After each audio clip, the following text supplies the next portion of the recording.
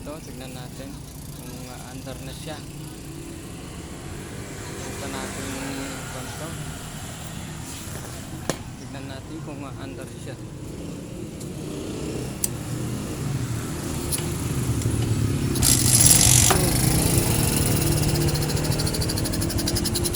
Mandar naman na siya.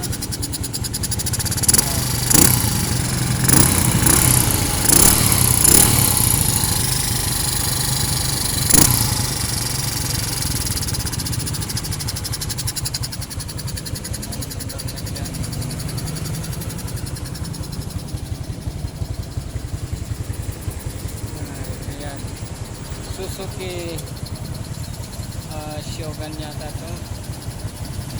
Ayan, finish na tayo sa Shogun, sa XT gawa na. Lalagay ko na lang yung flaring.